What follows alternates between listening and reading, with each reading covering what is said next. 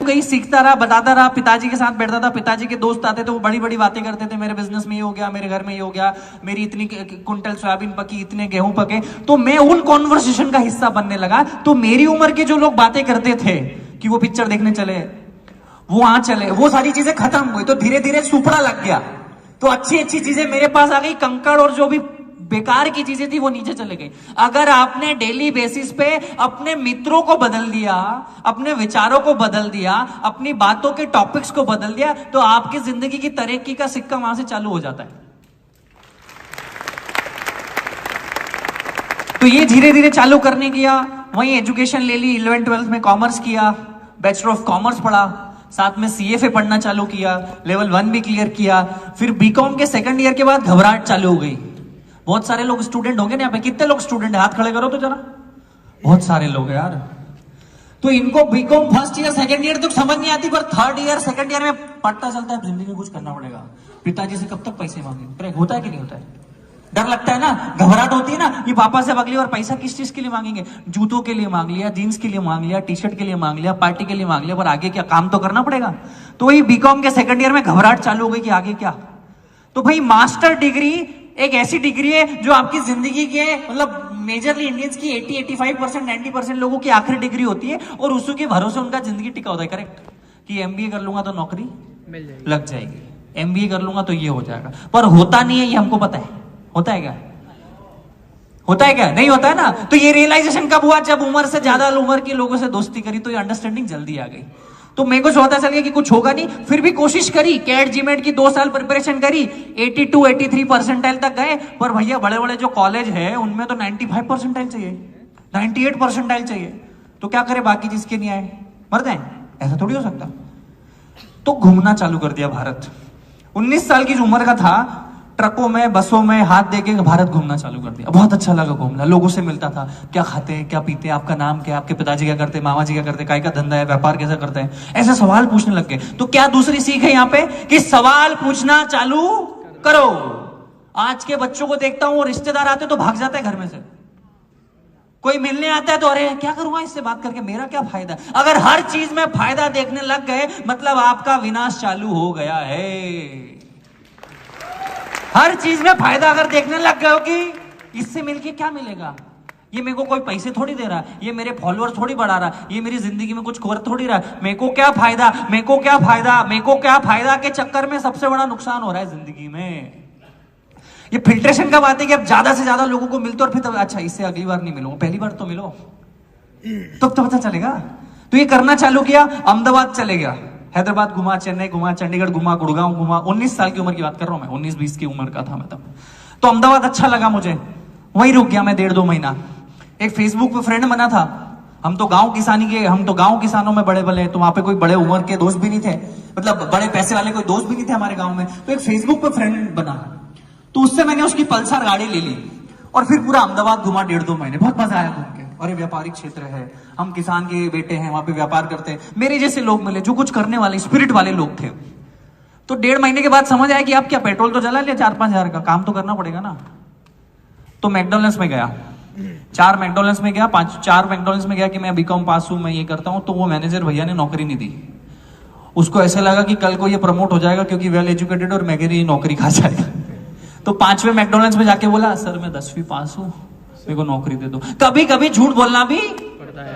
तो उनने नौकरी दे दी, 37 रुपए घंटे में वेटर की नौकरी करी 5 महीने मैकडॉनल्ड्स में। क्यों मैकडॉनल्ड्स में करी? एक ही रीजन था कि अमेरिकन क्या करते हैं। जेफ बेजोस ने भी वहां भी नौकरी करी। तो यहां पे क्या सीख है? अगर जिंदगी में समझ नहीं आ रहा है कि क्या करे, तो ये समझ लो कि जो जिस आदमी को आप सक्सेसफुल समझते हो ना, उसकी आदतों को कॉपी पेस्ट भी कर लोगे ना, कहीं तो कहीं पहुंच ही जाओगे। अगर जिंदगी में आप कंफ्यूज हो, आपको लग रहा है कि क्या करूं, तो किसी को तो अपना आदर्श मानते होंगे ना, किसी को तो अपना आदर्श मानते होंगे। विवेक सर को मानते होंगे कि मैं सक्सेसफुल मानते होंगे, मानते हो कि नहीं मानते हो? अपने आस पड़ोसी वाले किसी माहेश्वरी अंकल को सक्सेसफुल मानते होंगे ना, किसी जैन अंकल को सक्सेसफुल मानते होंगे ना, किसी शर्मा अंकल को सक्सेसफुल मानते हो ना। वो जैसा खाता है वैसा खाओ आज से, वो जैसे कपड़े पहने वैसे कपड़े पहनो, वो जैसा चले ऐसा चलो, वो जैसा हाथ मिले ऐसा हाथ मिलाओ, वो जिन लोगों से मिले वहां तुम बैठो। अपने आप 90% सक्सेस तुम्हारी आ गई भैया। तुम ऐसे कोई माया जाल में हो कि कोई ऐसी जादू की छड़ी मिले, विवेक सर का 6 घंटे का सेशन ज्वाइन कर ले तो सक्सेसफुल होंगे, तो तुम भैया गलत जगह बैठे हो। समझ देर से आएगी मेरे को लगता है। जिंदगी में कॉपी पेस्ट करना भी चालू करोगे कोई बुरी बात नहीं है। तो यही करता गया, मैकडॉनल्ड्स में नौकरी 4, 4.5, 5 महीने के बाद रियलाइज हुआ कब तक कहीं पहुंचने के लिए कहीं से निकलना पड़ता है, करेक्ट? तो मैंने कहा ठीक है भैया सीख लिए, लोग एक ही जगह अटके रहते हैं, मैंने कहा खुद की दुकान चालू करेंगे। तो उस समय अगर मैं होता, आपकी जगह कोई और, मेरी जगह कोई और होता, तो वो पापा से 10-15 लाख रुपए लेता, दुकान डालता। तो मैंने कहा नहीं यार मैं संघर्ष करूंगा। संघर्ष अगर आपको ना मिले ना तो संघर्ष को चुनने चले जाओ। संघर्ष अगर किसी कारणवश आपको नहीं मिला है, आपके माँ बाप ने बहुत मेहनत करके अगर आपको संघर्ष नहीं करने दिया, जो कि आज के माँ बाप का सबसे बड़ा दुख है। आप बहुत सारे लोग यहाँ पे माँ बाप होंगे, आप इसलिए मेहनत करते हो, इसलिए दिन रात संघर्ष करते हो कि आपकी औलाद संघर्ष ना करे। ये अपने आप में बहुत बड़ा संघर्ष है। आप इसलिए मेहनत करते हो कि मेरे बेटे को टेंशन ना हो। आप अपने आपने पंखे में गुजारी जिंदगी और आप उसको ऐसी दे देते हो, तो वो संघर्ष नहीं करता है और आगे जिंदगी में आके उसको बहुत दिक्कतें होती है। तो ये रियलाइजेशन मुझे हो गया। मैंने कहा मैं संघर्ष आया नहीं मुझे मजबूरी में, मैंने संघर्ष चुना है कि मैं ठेला डालूंगा। क्योंकि मैं हमेशा बोलता हूं dream big, dream start small, act now. बहुत बड़ा सोचो, सोचो हाथी खाना है, सोचो हाथी खाना है, बोलो हाथी खाना है, हाथी खाएंगे, हाथी आप कैसे खाएंगे? 1000 टुकड़ों में पहले काटेंगे उसको, फाड़ फाड़ फाड़ फाड़ फाड़ फाड़ फाड़ फाड़ फाड़, एक एक टुकड़ा रोज खाएंगे। जल्दी किसको है? जल्दी है क्या? हाथी भी खाना है और जल्दी भी खाना, ये दोनों एक साथ नहीं चलेगा। तो सोचा ड्रीम बिग स्टार्ट स्मॉल, एक नाउ ठेला चालू कर दिया। खुद ने चाय का ठेला चलाया, खुद ने चाय बेची, खुद ने बर्तन मांजे, सब कुछ खुद किया, संघर्ष किया और 2 साल चाय बनाई। क्योंकि वहां से बहुत सारा सीखने को मिलता है। 8000 रुपए से चालू किया था। क्यों चालू किया था? कि अगर 1-2 बार पहली बार में 10-15 लाख रुपए लगा दोगे ना, कल को नुकसान हुआ ना, तो जिंदगी में कभी व्यापारी नहीं बन पाओगे।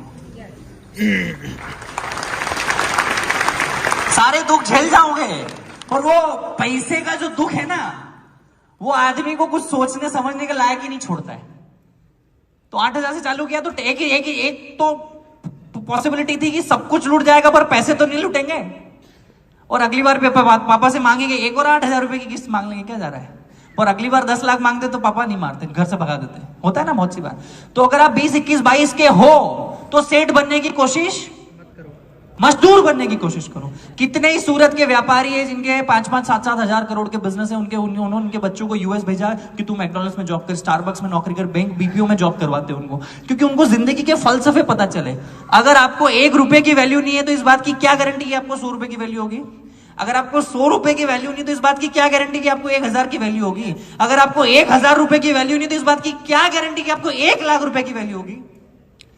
1 लाख रुपए की अगर वैल्यू नहीं तो आपको किस बात की गारंटी कि आपको 1 करोड़ की वैल्यू होगी? तो earn that first rupee first. मैंने पहले दिन 5 लोगों को चाय बेची, 150 रुपए का धंधा हुआ। लोग मेरे पास नहीं आ रहे थे, मैं लोगों के पास गया। पहले दिन चाय की दुकान जब ओपन करी तो लोग मेरे पास नहीं आ रहे थे, तो मैं हाईवे, एसडी हाईवे, कितने लोग अगर अहमदाबाद में पता हो तो एसडी हाईवे करके एक जगह है, तो वो पे कारें खड़ी होती है। तो लोग मेरे पास नहीं आ रहे थे तो मैं लोगों के पास चले गया और उनकी कार पे नॉक करता, hello my name is Prafull Billauri, would you like to taste my tea? I make awesome chai. तो बोले ये वही कौन है अंग्रेजी बोलने चाय वाला, भाई लाओ तुम्हारी चाय। तो ये अलग क्या सीखी, अगर लोग आपके पास नहीं आ रही तो आप लोगों के पास चले जाओ। किसी को तो आना जाना पड़ेगा ना। अगर कोई आपको फॉलो नहीं कर रहा है तो आप उसको फॉलो कर दो, वो आपको फॉलो बैक कर देगा। अगर कोई आपको अपना नंबर नहीं दे रहा है तो आप उसको नंबर दे दो, वो मिस कॉल तो देगा। कोई अगर आपसे हाथ नहीं मिला रहा है तो आप हाथ बढ़ा दो, आपको हाथ बढ़ाएगा तो सही। कोई आपको शादी में नहीं बुला रहा तो आप यूं ही चले जाओ। वो यूं बोलेगा यार भूल गए, तेरी पत्रिका तो लिखी हुई थी यार पर देना भूल गया। वो झूठ बोलेगा पर आपको नीचा नहीं दिखाएगा, मेरी गारंटी। क्या बोलेगा वो? यार भैया आपको तो बुलाया था, वो पत्रिका घर ही रह गई, भले उसने आपको नहीं बुलाया। सो ये है कि लोग अगर आपके पास नहीं आ रहे तो आप लोगों के पास चले जाओ। Ego should be zero. कितना? Ego should be zero. And it's most like अगर पीपल आपको अप्रोच नहीं करे तो आप लोगों को अप्रोच करो।